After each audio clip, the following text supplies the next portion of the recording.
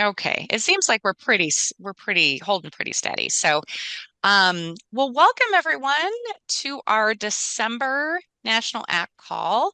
We're going to do just some, our typical kind of brief introductory slides here to just get everybody, especially if you haven't joined us before, kind of familiar with what we're doing. Is my slide deck showing up okay here?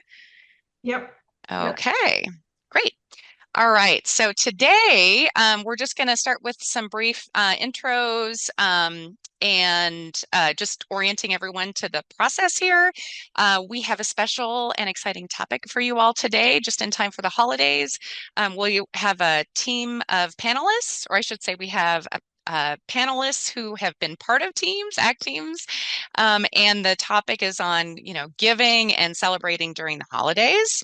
And we have some survey data too that you all shared with us. So we'll share some of the feedback that you all shared. And then we're hoping this helps people to kind of generate some ideas and also facilitate a little more sharing as to different ways that people are doing this work. And then, depending on time, we will either kind of do open mic related to that topic because it is probably going to be a little bit longer given that we have many people that we'll be talking with today on the panel.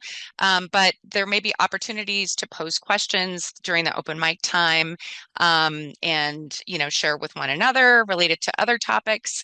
And then just a note that we meet every other month. So the next time we will be meeting, it will be 2026, and we'll be meeting on the first Monday of February.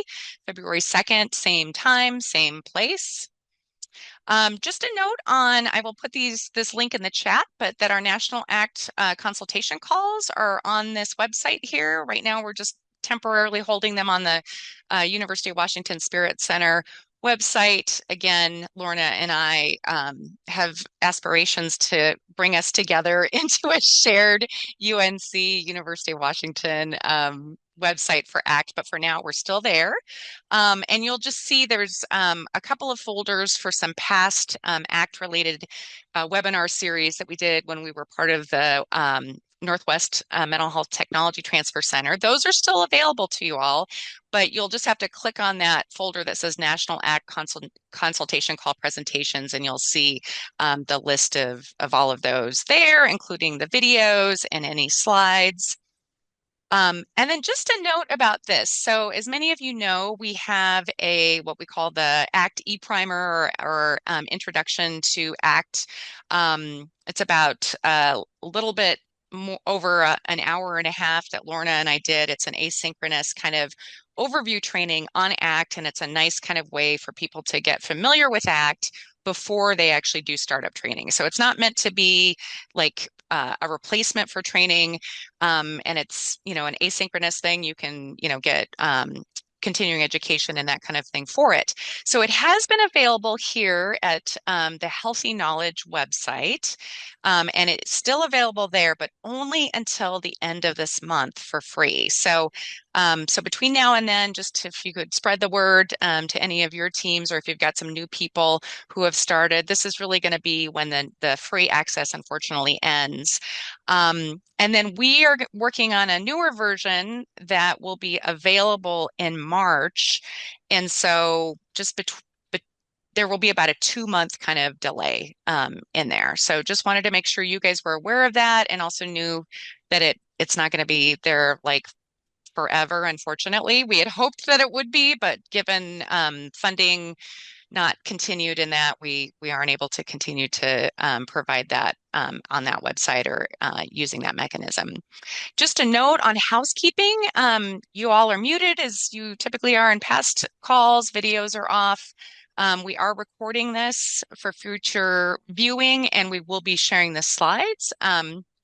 We'll be posting that on our website as well, but also sending them. In terms of using the chat, we're using it today mostly just for people to like share comments, or like you were using it to introduce yourselves to one another. But if you really want an answer to something, we want you to use the Q&A box. So that's kind of, you'll see it at the bottom or top, I guess, of your Zoom window there, or you can actually raise your hand and we'll unmute you. And that's fun too. And we could even do, you don't have to do video, but you can share your video too. So it's nice to see folks and hear from you. So, but that would be the way to get something answered. So just a note about that. Um, Quick introductions of us. I'm Maria Monroe DeVita, and I'm at the University of Washington at the Spirit Center. We do training and implementation support in evidence-based practices, and specifically related to ACT. And I'm the co-author of the Team ACT Fidelity Tool along with Lorna. Yeah, so hi everyone. I'm Lorna Moser and I'm the director of the Institute for Best Practices, which is part of a Center for Excellence in Community Mental Health that operates a couple ACT teams, IPS support employment teams, First Episode, and a range of other direct services. So, and pretty much what Maria just said in terms of co-author of the Team ACT, you probably have heard about our national study that we are ramping up to fully get some published manuscripts out, but otherwise have presented on that data in various outlets and are excited to be here with also several of my colleagues that we'll introduce in a bit. And I think we'll start with you, Lorna. So to prime us in this conversation, just going to share a little bit of research, not a lot, about what we get from being a helper and a giver. Let me get myself set up here because I just got disoriented. All right, you can see my screen, right? Okay. So what does the research say? Well, for you in the social work field in particular, probably are familiar with the Reisman helper therapy principle that helping others improves helpers' well-being, functioning, recovery, that the idea of this is that it enhances your self-esteem, your self-efficacy, improves social connectedness, creates a sense of purpose and competence, which I'll get to also ties back to self-determination theory. It activates behavior, it creates movement, it gets you structuring your day to some degree. It reinforces learning by teaching and helping others. It kind of creates a sense of mastery of some skills. And with self-determination theory, which comes from Ryan and Dici, you know, it kind of speaks to how we all have these inherent needs within us. And there will be variations based on personality and culture and environment, but there is a drive within us to be independent and autonomous. But there's also a drive within us to have a sense of belonging and connection, and to have something where you're contributing to things and people recognize it. They see and value what it is you're putting out there. And a lot of this ties back to this idea of helping and giving too. And so when we look at some of the research on this, and speaking a little bit more on just in general with pro-social behavior, this kind of doing for others for the sake of helping them to improve their life. This includes things in which, you know, you're doing this on your own free will, it's voluntary, you're initiating it, it's other oriented. It takes the focus on having to internalize and focus on yourself so much, but you're focused on others and what you're able to do for them. And then you're looking at the ways in which you're having this positive impact in their life. Examples range from helping someone in need, sharing resources, offering emotional support, volunteering your time, working as part of a cooperative group, donating money and goods, but also the acts of kindness, whether they're small or large, you know, whether you're going to grab somebody's cart in the parking lot and say, hey, I'll grab this for you and walk it back, to something bigger, like knowing that a neighbor is all on their own and you're inviting them over to join your family for a holiday meal. And so when we look at these things, when it comes to the benefits, there's a lot of research out here. I'm just giving you some taste of it. One was a large meta-analysis and systematic review that looked at 40 publications on this topic and found that volunteering in particular had favorable effects on depression, life satisfaction, well-being, and also could lower risk of mortality.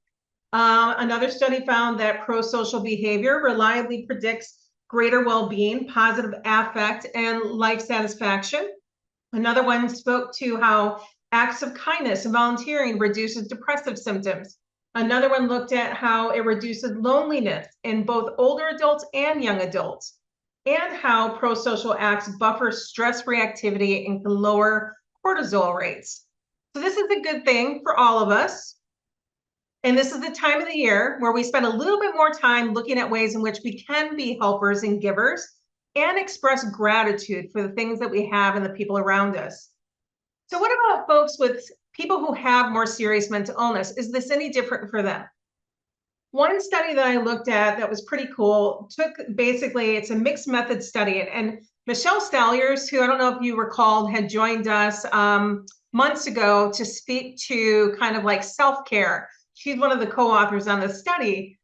They basically took narratives that they captured for people with serious mental illness, describing their life, their experiences in their life. And one of the codes that they used when they go through and coded it was whether they saw examples of helping behaviors or desire to help.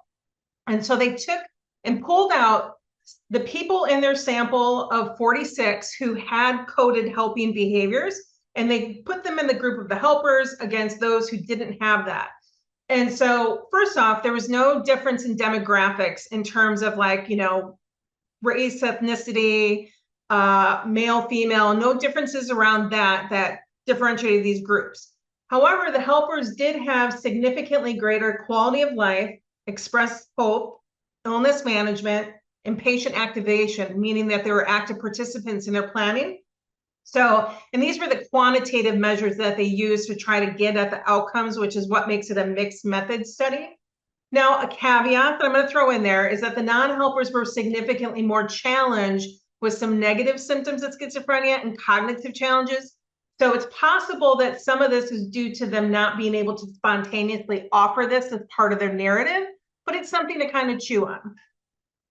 Now, we know for folks with mental illness that are in this role, we now have peer specialists too, that part of their role is to be this helper, to have this mutual connection with others. And so some research that's looked at, so this is just a select group of some studies, what is the impact not on the people they're serving, but what is the impact on themselves as being a peer specialist? And so we have research to show that they have enhanced self-efficacy, empowerment, identity growth, improved communication, reduced isolation, increased confidence, increased meaning and purpose, and then strengthens their own personal recovery too, which I forgot to drop that citation in, but it was speaking to reducing episodes on their own, managing their own symptoms, not going and having to go into the hospital as often is what this is getting at. So I think this primes us to say this is good stuff. And we know you all see it, you witness it, and you cultivate it. And so I'm going to turn this to Maria to share some of the survey responses you gave us before we turn to our panel. Sounds good. Okay. Well, I will be brief here, but we just wanted to kind of prime the conversation with the panelists. And thank you to those of you who shared your the survey responses. This was really I loved reading them. It gave me a warm fuzzy feeling. So thank you for sharing those. I'm looking forward to more warm fuzzies today. So these are just some highlights of some examples, and we'll share the slides so you have some of these examples for yourselves as well. I mean, one of the things that we thought this could be helpful for is for those of you who maybe haven't necessarily done this before, that this could give you lots of ideas. I did keep a lot of the details pretty specific in here because I thought the details are where it's at, right? So we want to make sure that like if a team is doing lots of different things, you can see it was one team that did all those things versus kind of parsing it out. So in terms of themes, one of the common themes that we saw is just hosting holiday meals. So we had folks talk about during Thanksgiving. It wasn't on Thanksgiving Day, but on the Tuesday before Thanksgiving, they hosted a lunch. And the lunch was not only for ACT participants, but also for ACT staff. And that's another part of this too, is just thinking about how does this also, like, is there an opportunity here to build morale within your team as well? Not just in their participating in the gift giving, but also just being able to kind of, as a team, do something that feels really good. Another team says that they are kind of the waiters or wait on and serve ACT team members during their holiday luncheon. So they kind of make a big deal out of that role. In another team, they kind of treat it a little bit like a social group in the sense that they encourage kind of peer-to-peer kind of social engagement, and the staff kind of goes around and facilitates some conversations more around like what they're grateful for and encouraging ACT participants to talk a little bit about what they're grateful for too. Holiday food baskets is another one. So not necessarily coming in to participate in, a meal together, but actually providing meals. So one team coordinated with local food banks that provides those holiday food baskets for the various holidays. Another provided to-go meals for those who couldn't come in for their luncheon or dinner that they hosted where the team's located. Another talked about providing Thanksgiving meals to clients through a partnership with a local restaurant. And then team members volunteer their time on Thanksgiving Day. So not like that week, but actually on the day to personally deliver those meals, which I thought was a really special. Celebrating at a restaurant was another idea. So this team said the week of Thanksgiving, we go to a local restaurant, where we've negotiated a full meal price with them and purchase what they call a gratitude meal.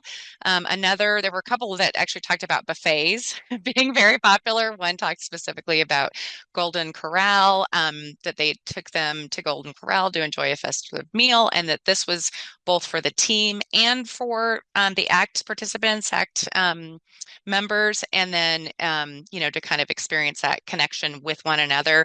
And they were able to get a bus donated to travel together for that outing together.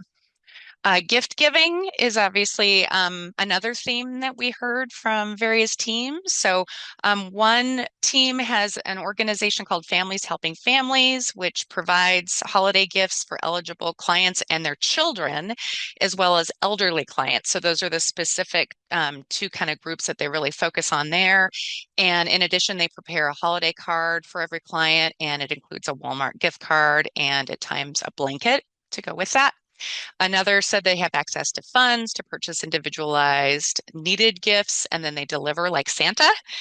Um, Another says that we use a community resource called Senior Santa that purchases gifts for individuals that did not have anyone around the holidays, and then they took it the afternoon as an entire team and delivered them together. Also in the gift giving theme, one team received help from an outside source where they provided gifts and necessities, so more like hygiene items, hats, and gloves. That was actually a really common theme, just kind of on the practical side of things. Another focused on like coloring books and crossword puzzles and word searches and colored pencils to just kind of help people have something kind of to do and to kind of provide support, especially when it's kind of an anxious or stressful time of year as well. And then this last bullet related to gift giving, they had someone donate money for gifts and they completed a wish list with each client. And then they said, we've been shopping our hearts out and we'll have numerous wrapped gifts for them to open at our gathering. That has been so incredibly fun and rewarding. Another theme was a combo of meals and gifts, or making cards or providing gift cards. We provide Christmas lunches to clients on our medication run on Christmas Day, and then goodie bags with winter accessories. During the holidays, we provide meals and a small gift card. And then that last one, we make sure that every client, whether they attend the luncheon or not, receives a stocking full of goodies and a holiday card from the team. Holiday parties are another way that people celebrate. So I kept a lot of these details because they're real fun. So one is they hold a party at a local community center, and then they have games, food, songs, door prizes, and presents. Apparently, they have a previous CEO who donated this, so that's pretty amazing. And what a great resource. This is obviously another part of the theme that we'll get into with the panel, is that we recognize not everybody has access to funding to be able to do things like this. So we're hoping we can kind of provide a range of different things that teams are doing. Another said we cater a holiday meal, play bingo with prizes, sing karaoke, and give out goodie bags with things like socks, pens, fidget toys, and that kind of thing. We also connect people to holiday meal boxes from the community. And on the day of Thanksgiving, we can connect individuals to a community resource that provides a hot holiday meal. We do 2 holiday parties where we provide food, games, a movie, and a small gift. Also providing hygiene related or small gift cards. Um, this team set a gathering with catered food, games, small gifts, such as donated gift cards, and we always play bingo. It's requested. So I think this is the second bingo on here. And then everyone leaves with a bingo prize, whether they win or not. Prizes are donated items, usually from staff, including home goods, jewelry, blankets, lotions, and perfumes. And then this last example of holiday parties, this team does a lot of different things, a Christmas tree decorating event and a Christmas luncheon at their office. Apparently, they're maybe connected with the hospital, it looks like, where they have a hospital chef that provides these meals for various celebrations. And then they do interactive games and groups focused on thanks and helping others in small ways. Um, and then also they do the Polar Express and hot cocoa um, during the holidays and support clients on Christmas Day and then do a welcoming in of the new year. These guys are busy. So community outings is another area of impact. So one group does their socialization group does an outing to look at Christmas lights around town. Another goes to the movies, going shopping together with gift cards that the team gives them to either purchase something for themselves or to give to others. And then caroling was another one. And then the last ones are just kind of, they don't really fit into a particular category, but one was helping them to make gifts for their family or shop for deals so that they can feel like they're part of the celebration. Another team said that they did a white elephant gift exchange, that the people that they're serving there, that was their idea. And another team does hosts a donation drive for winter weather items and non-perishable food items. So those, I think that was the last area. Yeah. So, and one thing I want to acknowledge before we get into the panel is just recognizing too that there are some examples here that talk about Christmas, but we're really thinking broadly about the holidays. It could be Kwanzaa, it could be Hanukkah, that you can really do any of this with any holiday. So I'll turn it over to you guys in terms of kind of thinking through things with the panel. Oh, and you know what? Let me just quickly, I'm going to slide. I'm going to share my screen again, just because I did have one more slide here that has everybody's names from our panel. So maybe we can do those quick introductions there, starting with your group of folks, Lorna. Yeah. So we're joined with Kristen Lukashevitz, who was an ACT team leader for our UNC team, one of our UNC teams for, I believe, 14 years. Before we brought her in to our side at the Institute, where now she's a consultant and trainer. But we invited Kristen because I know that she has many examples in which her team was really creative in ways to provide support to people during the holidays. And then we have Jacob Schoenberg, who is also now with my team at the Institute. I don't just take everybody that's good out there, just warning. It was good timing. But Jacob's a peer specialist who, again, also has 14-year experience working across two ACT team, and is coming from this perspective to share a little bit more from the peer role too. And then I have Hillary Falk Vaughn, who is a clinical director with Physicians Alliance in Mental Health down in Wilmington, North Carolina, and oversees two strong ACT teams. And they are a great agency that has done good work too. So, Maria, if you want to go ahead. Sure, yeah. So we've also got Melissa Strizek, who is a team leader out of Lincoln, Nebraska, and who jumped right into a team lead role. Hadn't been doing ACT before that and had been a clinician and jumped right in. We were actually just visiting her team, and this is why I reached out to her, Lincoln. And then Tana Thomas, I think Tana, oh yeah, you got your video back. Great. Tana and I have worked in Washington State together for almost 20 years now. She was a team lead of two different ACT teams in Washington on the north end of the state and supporting them in two different agencies. So she's got kind of that combined view of a couple of different communities. So I will stop sharing my screen now and we can kind of dig in a little bit. All right. So we have a few questions. One was, and again, as Maria mentioned, some of this is going to build on what she just shared that a lot of you shared in the survey, but maybe kind of dig a little deeper with some examples. Um, so versus things that your team has done to celebrate folks or just added support during the holiday season. So we'll kind of go around and, we're going to ask a little bit more questions about like anything you notice about the impact. Do people look forward to this? Do they talk about it?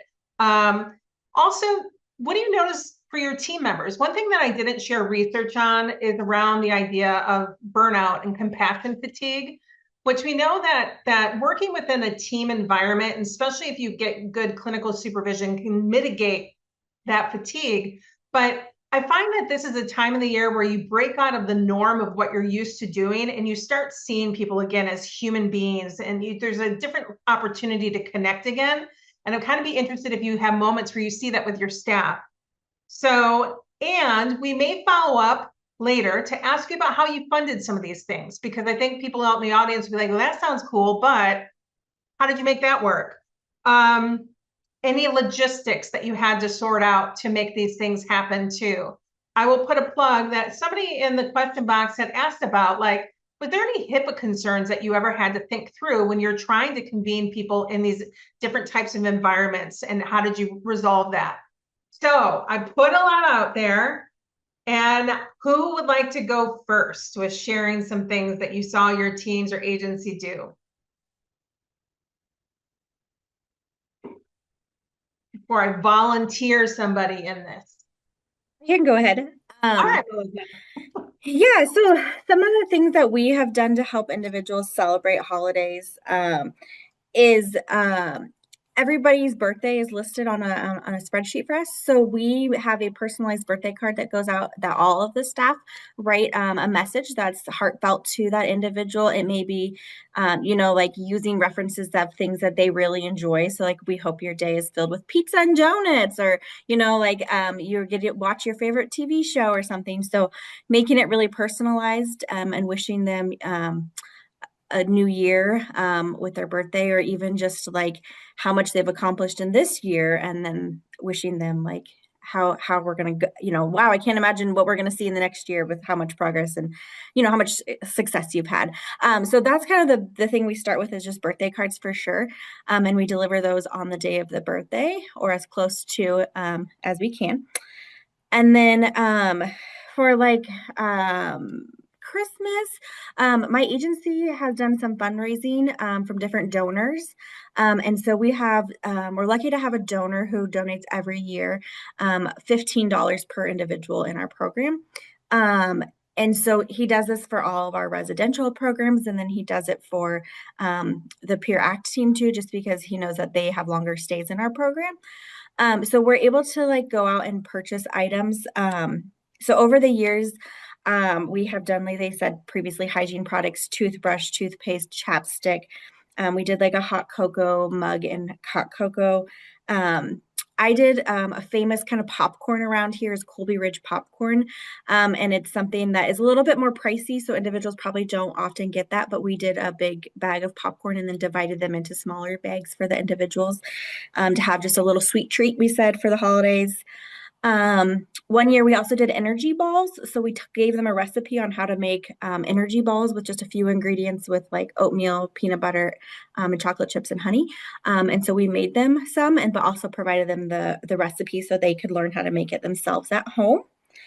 And then last year we did a different variety of like warm socks, but we also had them choose like if they would prefer a calendar, a task list book, or a mindfulness journal.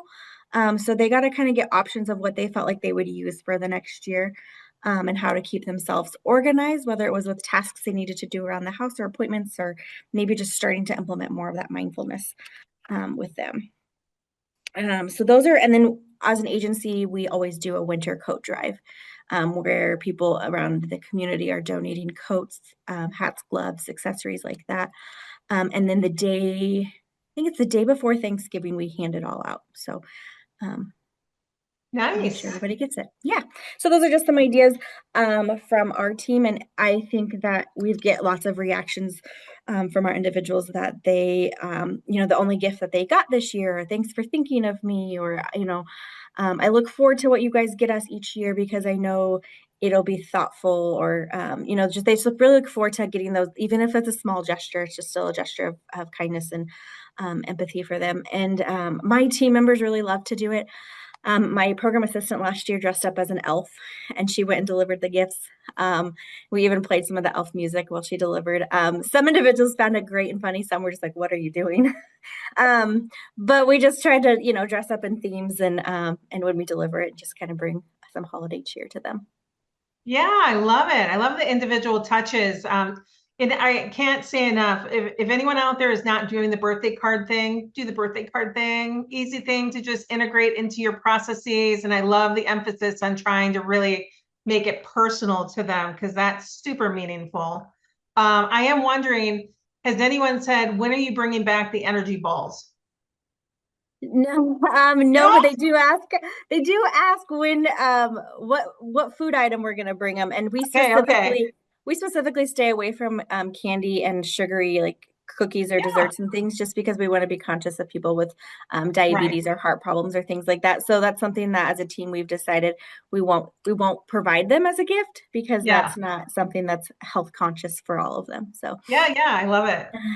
no, they did All like the energy balls though. We've done those for like a Sounds snack in delicious. our I just group. wonder if Yeah. people like put in special requests or like years past, you gave us some energy balls and I would like those again. I haven't heard that yet. Nobody's really gave requests yet. All right. Well, thank you. It sounds like part of this work is you do have some donor out there, and that is, you can go a long way with $15 a person, especially when buying in bulk like you did creatively with the popcorn. So, who wants to go next? I And for all of you can. out there, yes, thanks, Hillary. Everyone out there, we're going to love to hear some examples from you once you get activated by these examples. Hello, everybody. So many of the things that I had on my list in preparation today, the box was already checked when Maria went over all of those amazing examples. I'm like, act months think alike is what I was thinking.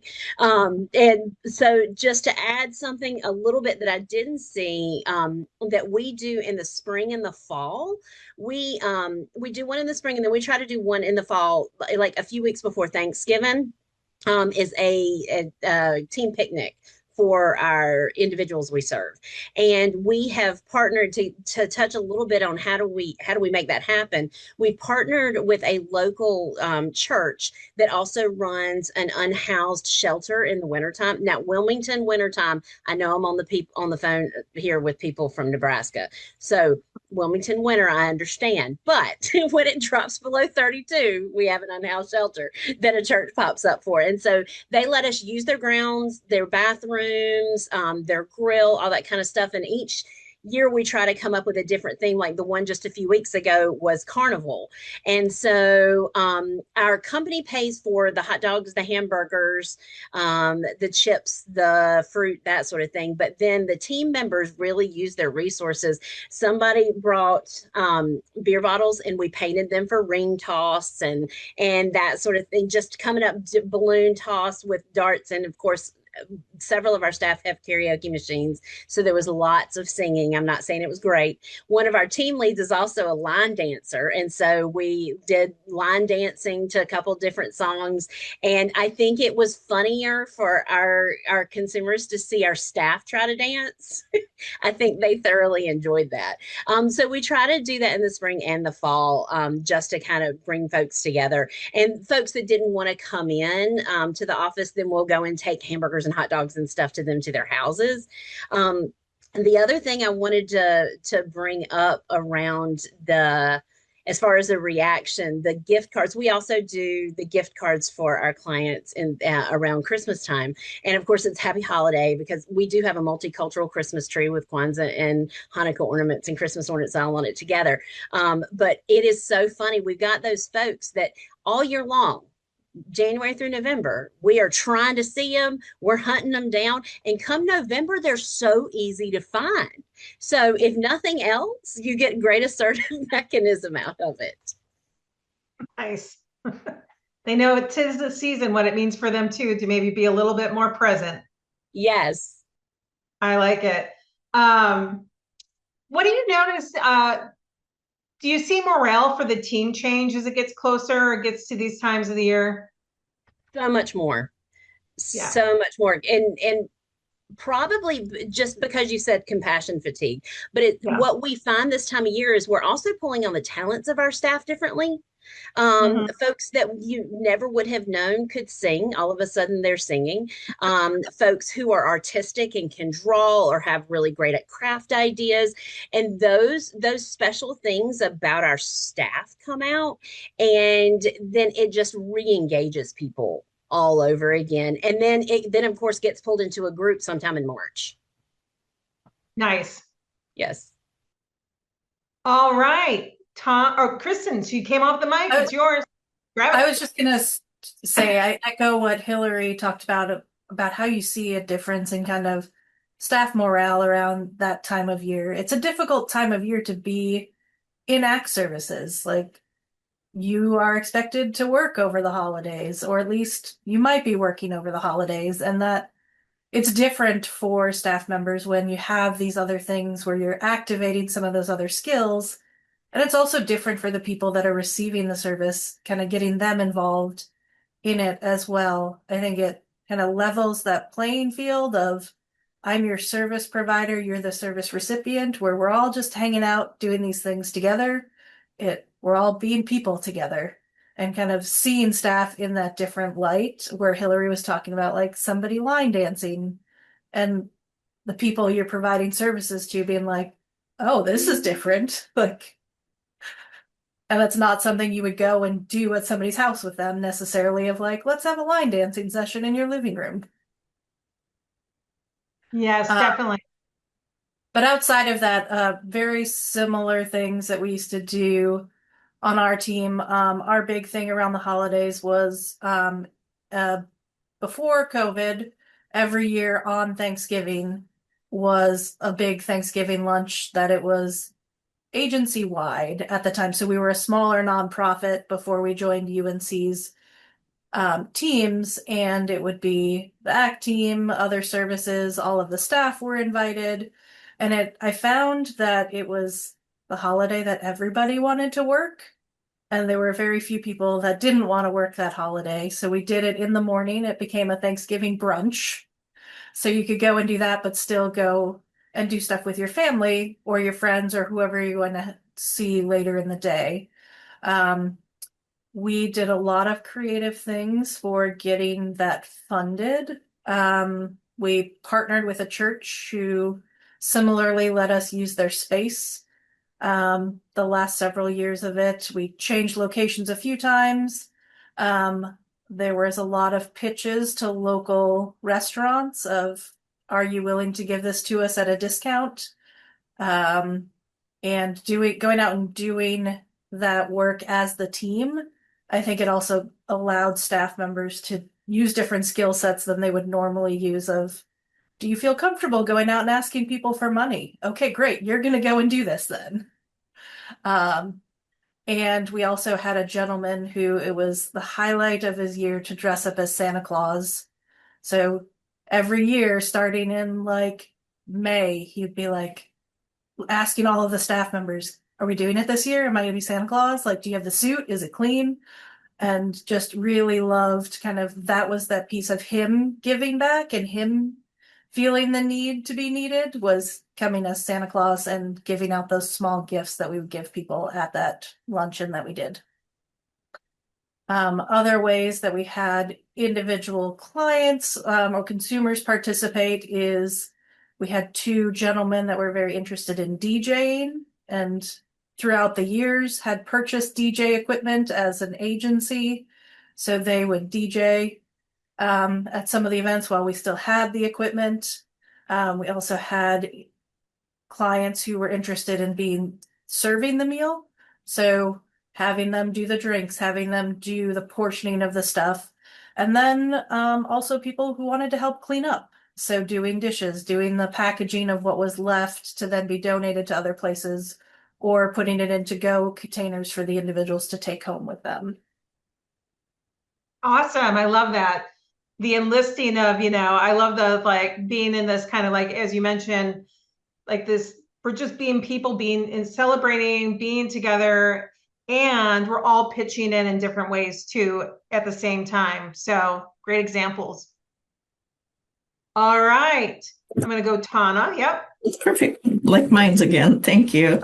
Um, Same. We have a lot of the same things that people have brought up, and I guess we kind of layer it. So what I do first and foremost, starting, oh, I don't know, late September, October, is talk to clients. What are we doing? Trying to get them connected. We do have a family specialist, so he's spending a lot of time trying to figure out how can I get this family connected throughout the year so that they are able to go. And then also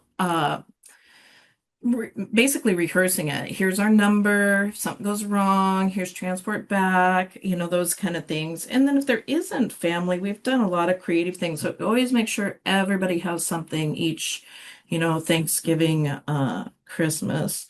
And one time we had 2 or 3 clients. We got together and they made a turkey. Well, that was kind of crazy, but they made a turkey for the first time.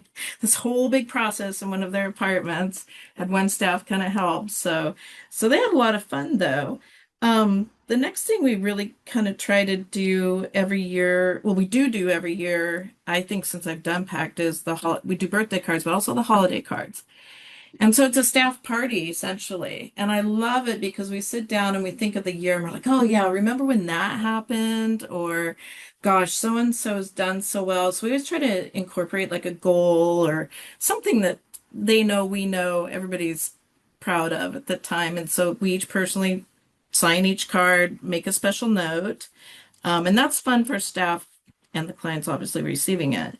And then our next thing we got to do last year, but we were lucky because our state had a grant for money. And so we were able to we decided on $50 a client because we could do direct. And we asked the clients, like, if you really wanted something up to $50, so that it wasn't like, not that the journals and things aren't that like nice, but it's not a hygiene kit, right? Something they really wanted. And we developed this Santa list. You wouldn't believe how hard it was to get.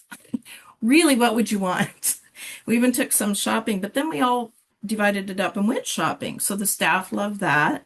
And then we had a wrapping party, which was hilarious. Some people are like really bad at wrapping. Some people are like perfectionists. So that was fun.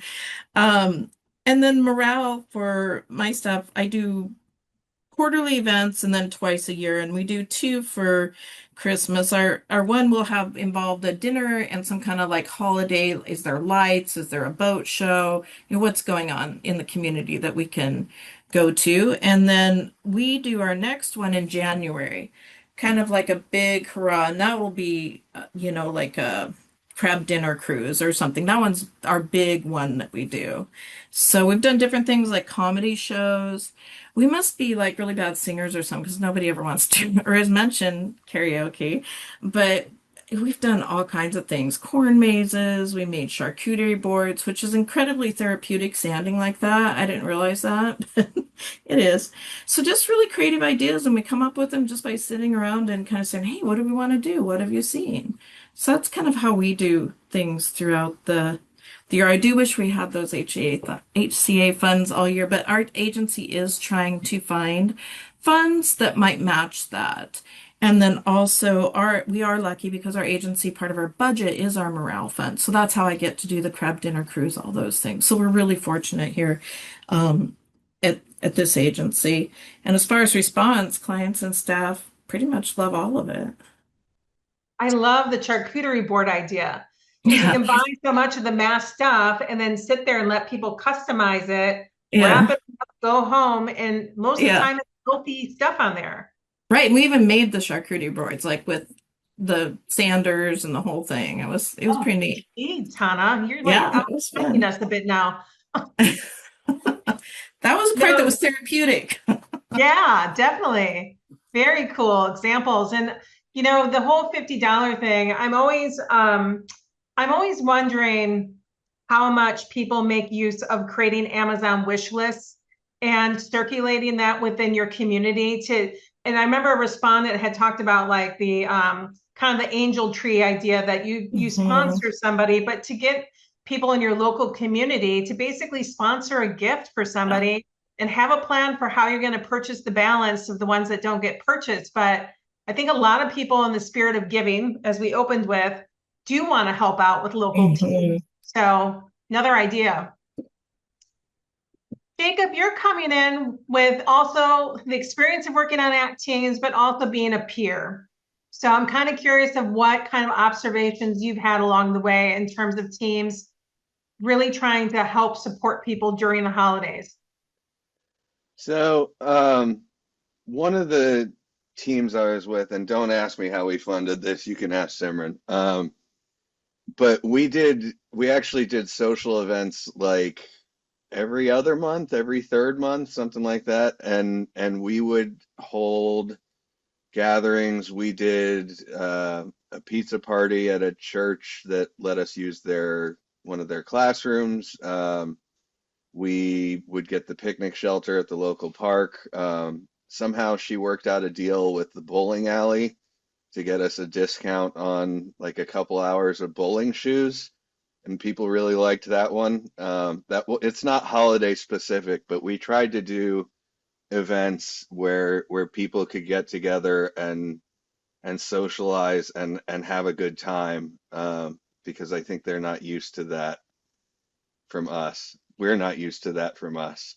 The one plug I wanted to put in for the gift ideas, I really like everything that everyone shared from the survey and on the panel. I think the one thing that, and maybe I missed it, but the one thing I didn't hear mentioned was headphones. We actually gave out like basic earbud headphones one holiday year, and it was really, really popular because they break, people lose them, the cat eats them.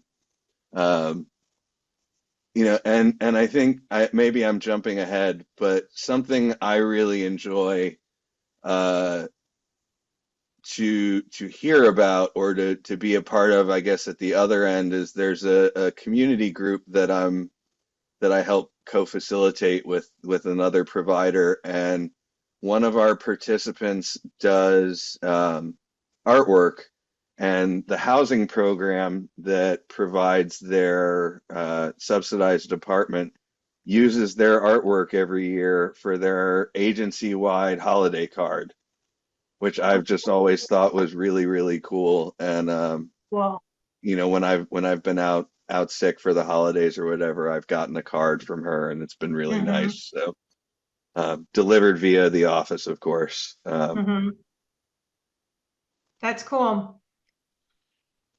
We got a couple of questions that we want to make sure get represented. I mentioned one earlier.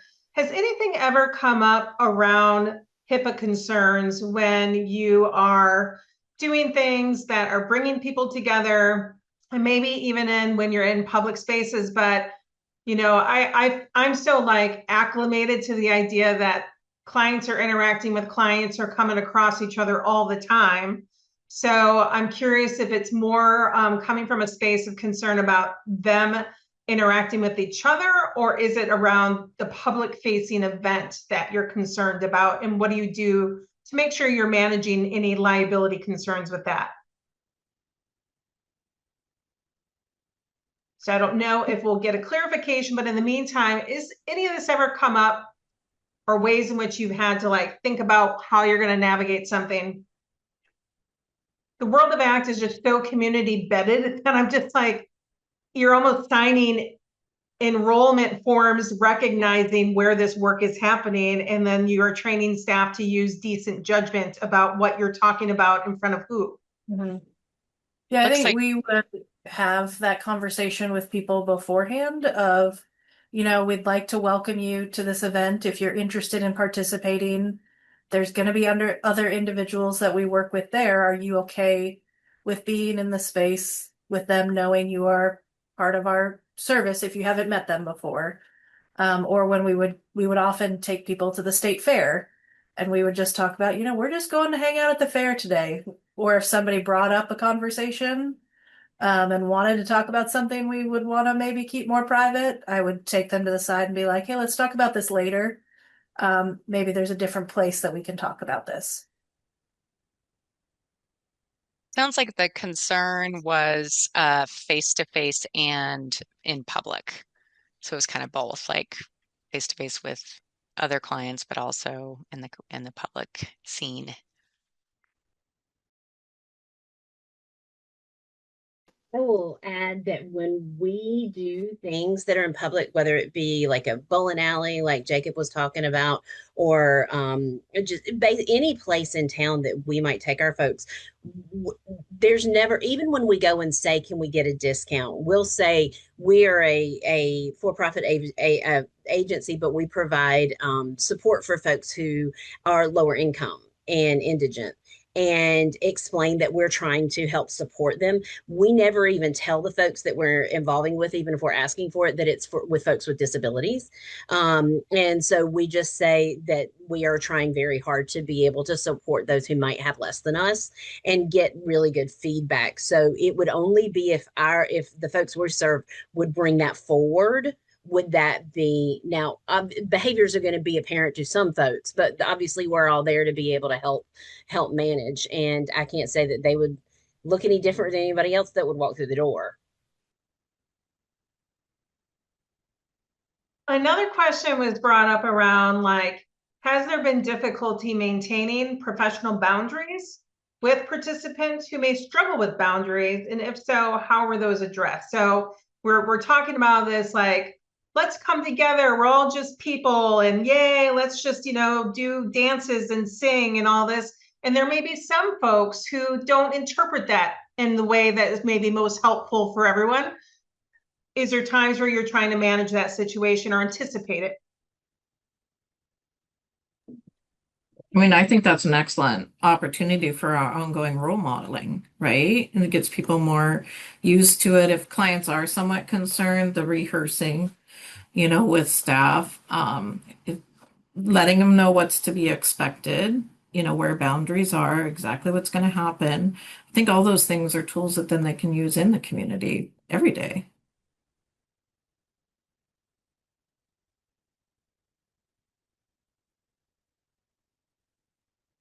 I will also add in those conversations like Tana was talking about, we'll also normalize the the the the emotions and the feelings they would have around having these close relationships with us, even in a more intimate or more fun setting. Will normalize that experience and say, but let's talk about what hats we wear in different places.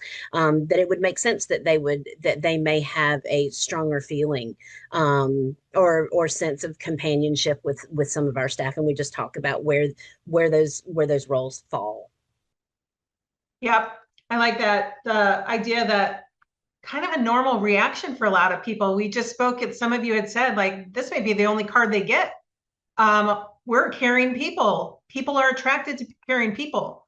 So it's trying to then figure out, and we want to help you get those needs met through other people too. So trying to find those other connections as well for folks. I just saw in the Q&A box a question about like, do you have a documented, would you have them sign a consent form? And I just treat it as if they're coming to group, like a therapy group at our office. Is just, I say, any outing that we have with all of our individuals, or whether it's just a few of us or several of us, everything that you hear or see is just confidential in our group. So I'm asking that you don't take things back, like who you saw in group and what they said. And I just say we treat that with every interaction. If we see somebody in the community, we take a couple people grocery shopping or something like that, that those are still the rules and the expectations that they apply. And so that's always been the first thing we make sure we get their consent to, or their agreement to, is that they understand the boundaries and the confidentiality piece, if they're going to attend, these types of groups or outings. As I just kind of say, we default to those group rules. Somebody also put in the chat that they'll take their badge off when in public to minimize disclosure to onlookers, which I think is always a good idea. I mean, anytime, whether it's, grocery shopping or, running errands, those kinds of things. So, Yeah, I was gonna say half the time I'm not even sure I knew where my badge was as an ag staff. Um, and it only went on if I was going into a hospital or a place where it would be kind of needed to show who I was. But anytime out in the community with somebody, yeah, the badge never went on. Also considered like clothing and not being super formal in what we were wearing when we were going out in the community.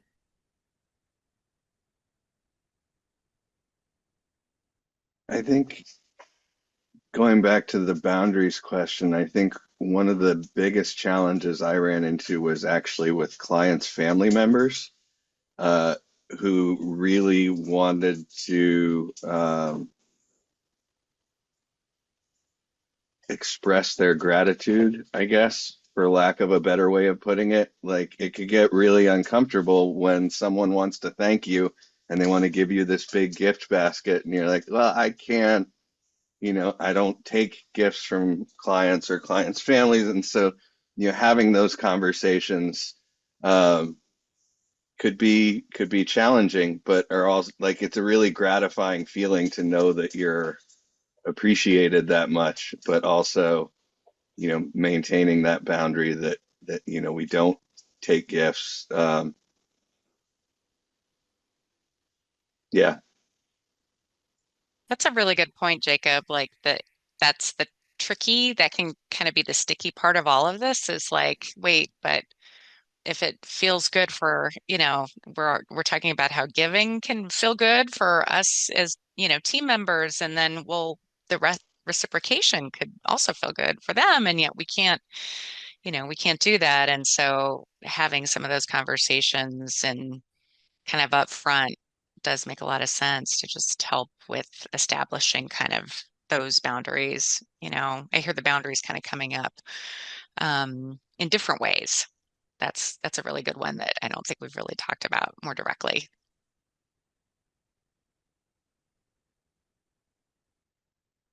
We didn't do it, but as we were talking about that and Jacob saying it, I almost wonder if talking to family members of like, would you be open to making an anonymous donation to the event that we're throwing on instead of a gift for the team? that would have been a really good idea. Yeah, I like that. Like, how do we tap into them getting that nice feeling of giving back and that, but also having those boundaries. So I like that idea too. Now, with a nice basket in front of you, I don't know if you could be like, would you mind if you go sell that on Facebook Marketplace and just give the proceeds over? Just joking. But navigating that, I think that the spirit of like creating a different avenue of giving and maybe broadcasting that throughout the year, that we appreciate when you want to show appreciation. Here's how we would like you to do that if you have it in you to want to give. Great examples, everyone. Good questions, question box people. Now we want to open this up to maybe hear some ideas, right?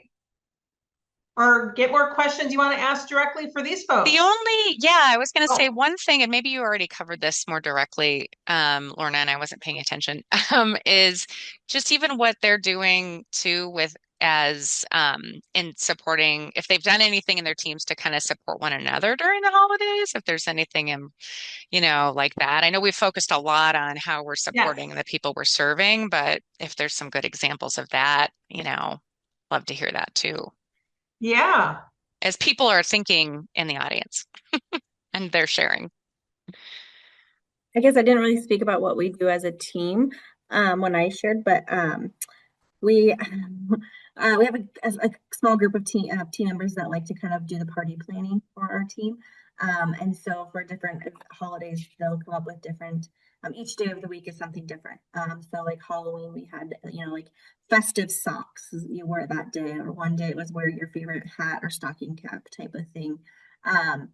So we do different like events like that, like where they come up with a calendar and, Monday is dress in tie-dye and Tuesday is um, wear a hat or something like that. So for like Christmas or holiday times, we always talk about like wearing the ugly sweater or wearing just like festive holiday shirts as a team all together. We even have done uh, where everybody brings like a dozen cookies and we trade and make like our own like cookie platters with everybody's like baked goods or whatever they, just to kind of show off if people do like to cook or bake or make certain holiday candy or whatever as a team. And then we have done like potlucks, so where everybody signs up to bring different things, and we designate time after one of our like team meetings to just eat lunch together and talk and socialize about holiday plans. Um, Things like that. We have on like Halloween, we do dress in like work appropriate costumes. And I think that's really neat because we have an individual that one of my staff dressed as like Wednesday Adams, and now that individual only refers to her as Wednesday Adams. Like, and this was like 2 or 3 years ago, she dressed as Wednesday Adams. And so like when that individual calls, they'll be like, is Wednesday Adams working today? And we'll have to remember who dressed like that. So I think that just leaves really good impressions on them. They love to see that, just like that we can have fun and they can have fun together, and it doesn't have to be all serious and clinical and stuff like that. So that's some of the support we provide one another. One of the things our team does to support each other that just kind of morphed is we have a group text, and they started, I'm so thankful for this, during Thanksgiving or Christmas, they'll have a Christmas message. One time it was all our clients were housed. Trying to think of other, but they're supporting each other kind of on their own, right? Without a supervisor direction. I mean, I always send out an email and everything, but that's always really nice to see. And especially when people are having a hard time. This year, especially, we've had 3 staff in the last month lose a parent. And so they've been so supportive and outreaching and, just really being cognizant of that. Kind of in that theme that we were saying earlier about, doing some of this year round, right? Like, so celebrating some of those smaller or larger successes and having kind of it's like creating a culture around that. And so the holidays are just like in another additional way, or maybe it's a bigger way, but like you still have that kind of culture of that as part of what you do as a team. I like that. So we have two large ACT teams and then a few other community-based teams. And so for at our agency, each team does their own team celebration, potluck, gift exchange, that sort of thing, like everybody's talked about. But what we also do as a larger agency is every year, sometime where between November and December, we try to do a big kickball game. And we'll split the entire agency into 2 separate teams so that it's everybody intermingled. And then ours was scheduled for last Friday, and we can get for $40, we can rent a ball field at a church. And really all you need then is a kickball game and some pieces of paper for people to draw names. So that is a super affordable way. And we also pick for cheerleaders because not everybody is a runner and a kicker. Me, I don't run nor do I kick, but I'm a really loud cheerleader. But it just so happened ours was scheduled for last Friday, and there was a 100% chance of rain in Wilmington, and so in 3 days we had to regroup, and we instead created an entire agency escape room.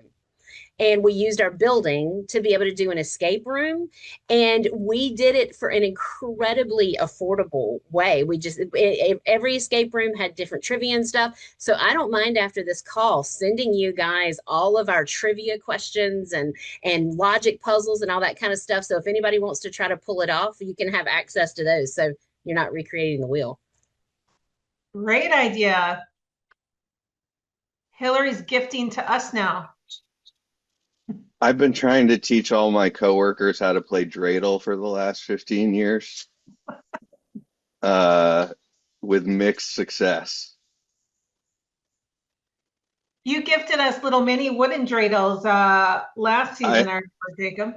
I've brought them, I think since I started doing ACT, I've brought them to my teams every year. And I think this year might be the first year I don't do it because there's so many of them still at the office from last year.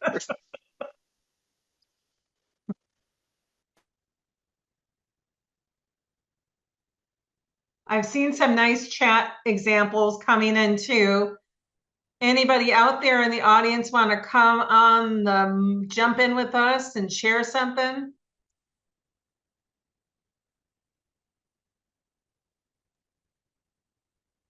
Maybe in the meantime, we can, I know Carlene had a question just about whether some of these activities have created a positive culture that you've seen decrease turnover or, you know, job satisfaction, or is that still a challenge? What's your sense of the impact?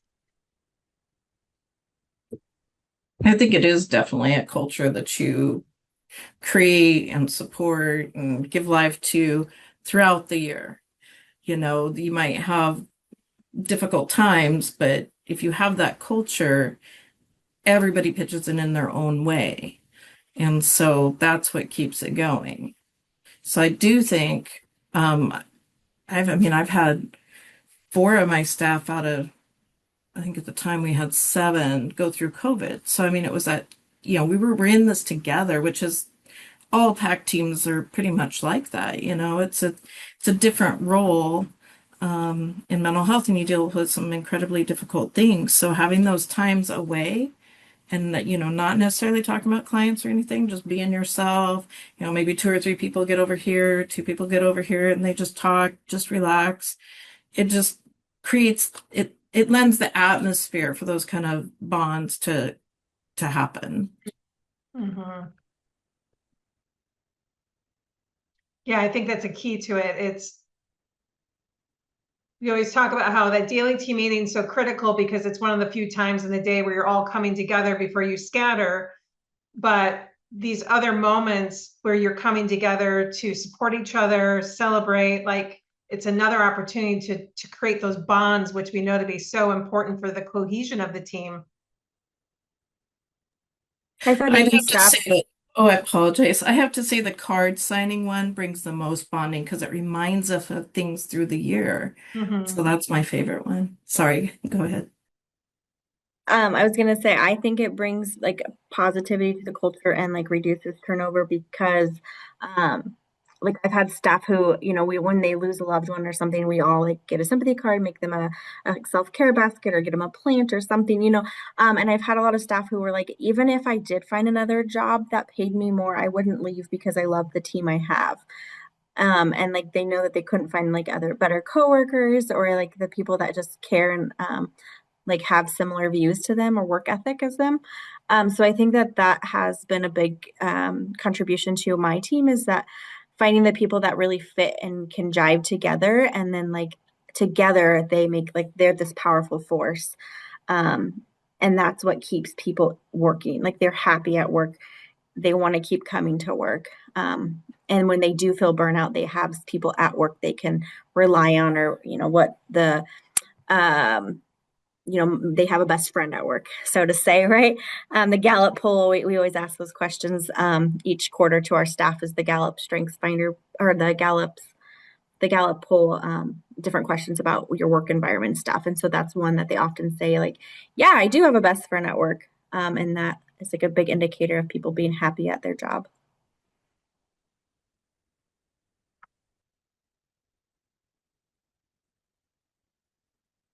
You all Yeah, the had work amazing, spouse. oh, The work work stuff. Yeah. spouse, yes. Yes, Yeah. I've talked about Lorna's my work wife. So I yeah, it know. is. It makes you feel good, like that sense of connection. We all Mm-hmm. need to be connected.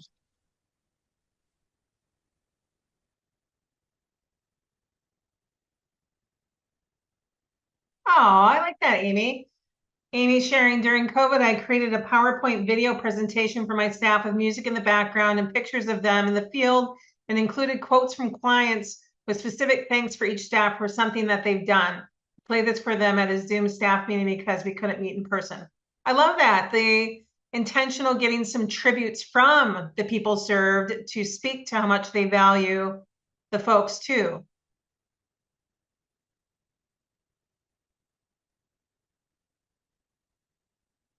Well, we believe you all are amazing and are doing such important work. And you all being our panelists, but also the folks in the audience and the many things that you're sharing out there. As somebody mentioned earlier, the idea that we're kind of our own species act folks who like this work, connect with this work, find deeper meaning in the work. Especially, and Melissa, don't ever announce that your staff are willing to work for lower pay. We want your agency to pay you right, but the spirit of it is that your work is often not getting paid for at the level of importance that it is, and we know that, but there is something to the stick-to-itiveness of staff who this is their home. They couldn't imagine doing any other type of work. And this kind of like finding meaning and cohesion in the giving and connecting is a big part of it. Absolutely. So should we give them some open mic time or? Sure, we can see if, oh, we got another response here. Danae says we collected things from clients about their services coordinator and played a guess what client says this trivia game. Staff enjoyed hearing how much the clients appreciate them. That's really, gosh, that's like I love that. turning some of this on its head, right? And Yeah. doing something really different. I love that. That's a really clever idea. We need to, when we send out the slides with some of these examples, we'll collect some of these too from the chat so that you can see some of these really awesome examples. So given that you just responded to that, Danae, anyone else have any other ideas or thoughts on what you're doing to share with others, or any questions for our panelists or for the group, the larger group on the call even? I know logistics, funding, like all of those kinds of things, we tried to kind of interweave here, recognizing that not everybody has access to these kinds of funds. And so it's been helpful to hear kind of, when you've had to go out and like get donations or, those kinds of things. So I don't see any other comments or questions in the chat. Marjorie says we do a recovery day where consumers can share their successes or art or music. Nice. A day dedicated to that. Love it. Great. I'm curious, has anyone tried to use GoFundMe to try to raise funds for specifically supporting Your people? team? Yeah, I am a GoFundMe junkie. You really don't have to present much to me and I'll at least give you $5. So it's just amazing how these group funding efforts, they're just so the norm to pass around in social media and to try to get some organized support that can go a long way again. I don't know if there's any rules I'm not paying attention to that you would have to be. There might be. Go ahead, Jacob. What are you going to Oh, say? I was just gonna say I haven't done GoFundMe, but thinking back to the spawn angel tree type ideas, there have been a number of occasions where I've had a client that wanted something specific that was not like hygiene or food, which are sort of needs that everyone has, but like we had a client that sort of self-identified themselves around the idea of being a guitar player, and their guitar had gotten lost through being unhoused and being in the hospital and various other things, and so they were back in stable housing, and I don't have Facebook anymore, but at the time I would just throw stuff up on my feed, and I wouldn't give any identifying information or age or gender or anything. Just, hey, I have a person. Does anybody have a hand-me-down guitar? And I was able to source a lot of stuff that way. Um, because people in my circle know what I do for a living. So it Hmm. was Right. pretty easy to ask for specific things. I find Mm-hmm. sometimes when you have something tangible that you can put in front of people, it's more accessible.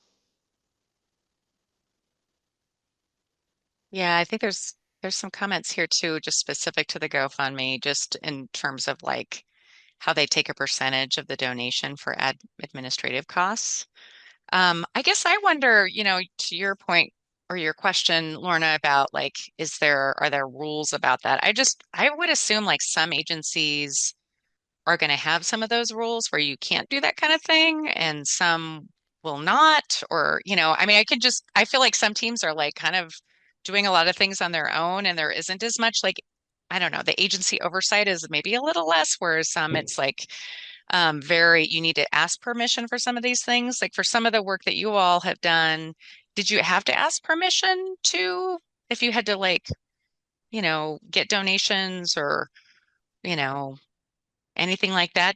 Or was that kind of something like you figured it's fine to do this and, it's on behalf of the people you're serving, so it's all good. Was there ever any worry about that? Ours came through our No. marketing lady. So like the lady who does the Oh, marketing for our company, she went out to those donors and asked for the money for our agency for I these see. specific programs. So Hmm. I didn't have to go out and get it, but and then each year, he's continued to give that donation. Hmm. And then we didn't have as significant of a donor funder for all of our stuff. It's more smaller things that you would get, like a restaurant would donate just a small thing or like a side dish or whatever it was, or small gift cards. It was embedded into the culture of the agency when I got there, of that's something we would do as a nonprofit, is kind of be able to provide that nonprofit letter to people for donating things, because a lot of times businesses were happy to get that, to be able to say they donated. Mm-hmm. I don't have as much experience working in the for-profit agency, but I think Hillary spoke to that a little bit too, of how you might do that in a for-profit agency. But yeah, as a nonprofit, always having that donation letter anywhere that we went to. That's a smart, yeah, really, really key point, Kristen, that it can kind of be beneficial in that way for folks and just, that they would still get something like that through donating in this way, just like they would if they were making another kind of donation to a different organization, a nonprofit organization. I've worked on both ends of the spectrum, and there's pros and cons to both, of course. When I was at a smaller agency and you just kind of did what was needed, of course, you got fast results. It was way less stressful, but it was hit and miss. At the larger agency, where you absolutely could not do anything like that without permission. In fact, you're supposed to head everything to the marketing department. But the rewards back, like they just had a quote drive and they had X amount of quotes that we could just ask for, so pros and cons to both, right?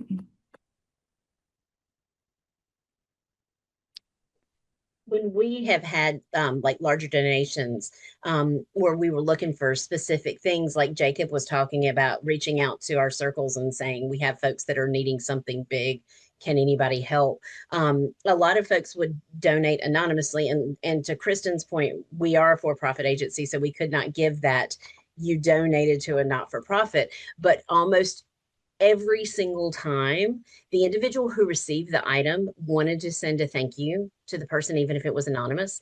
And so the number of thank you letters that went back to those donors was amazing. And like, and they would then, the individual would share them with us. We wouldn't read them beforehand, but they would say, I want you to see what I'm saying. And it would bring tears to our eyes.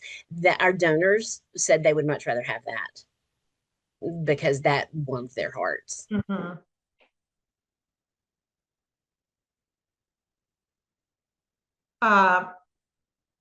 One little extraction I'm going to pull out of Noah's post here is I love the idea of staff getting hot cocoa and driving around with people in the evening so they can get a chance to see all the Christmas lights.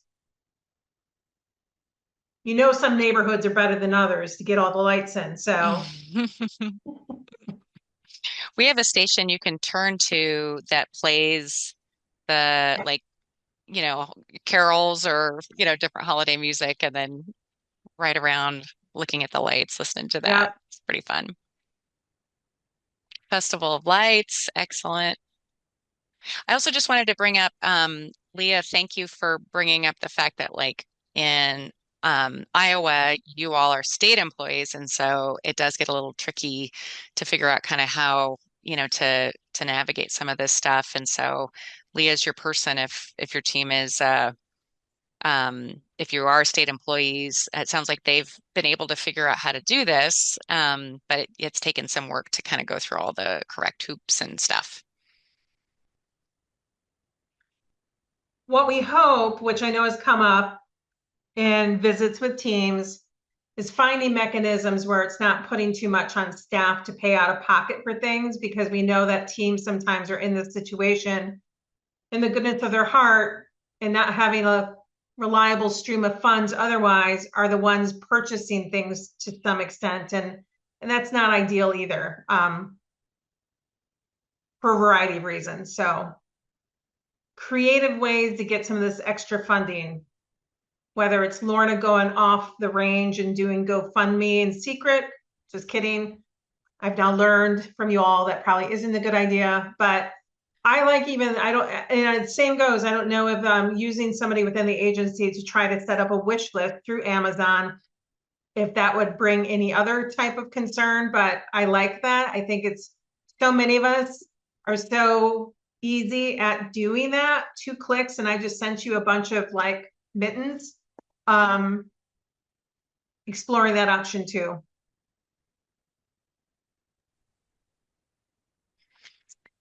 Well, maybe we'll give people a gift of time. You might be able to get an extra 5 minutes out of your day. Or there aren't more comments or questions. Last call. Okay. Amazon wish list. Yes. Yeah. Thanks, Tana. Yeah, I think that was the Amazon wish list really work well. Although, Yeah. yeah. And I love Tana's idea around like, if you can, to be able to get people to say what they really want for themselves and let them pick out something kind of thing and have that in the wish list, you know? I remember one time at a training, somebody speaking to, you know, gathering donations is all great. I think it's an important part of our work is to try to have kind of like this set of resources that we can give coats and all these other things.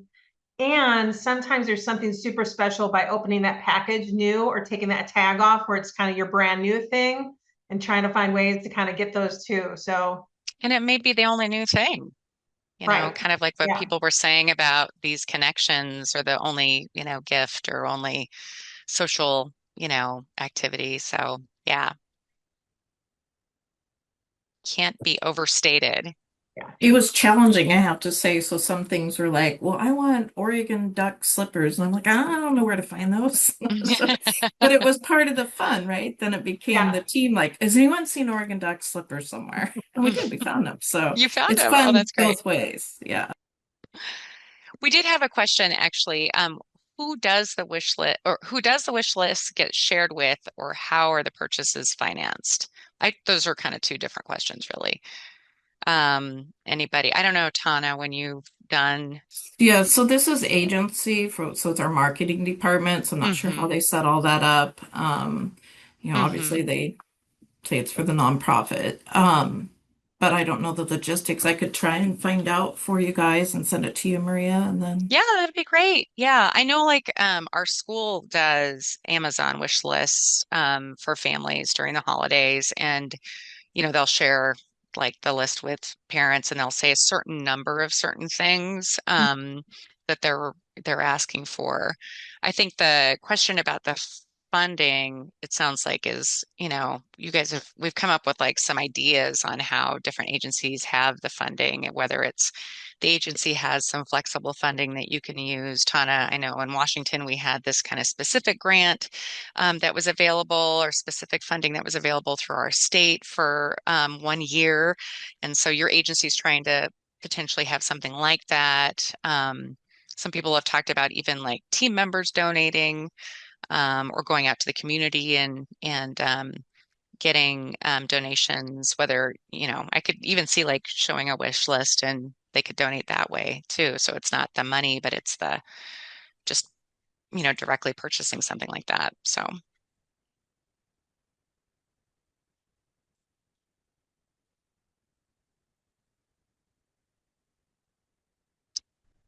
All right. okay. Well, thank you all so much for all of these great ideas. Really, thank you so much to our panel. It was amazing to hear all of your ideas and experiences. And thank you to everyone who contributed to the Q&A and providing your comments in the chat.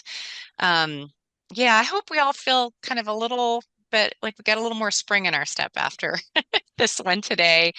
We all certainly need each other more than ever. So thank you so much for coming together every other month to participate in this call. And again, our next one is on February 2nd. Stay tuned for topics. We got to start figuring that out, Lorna, because it'll be here before we know it.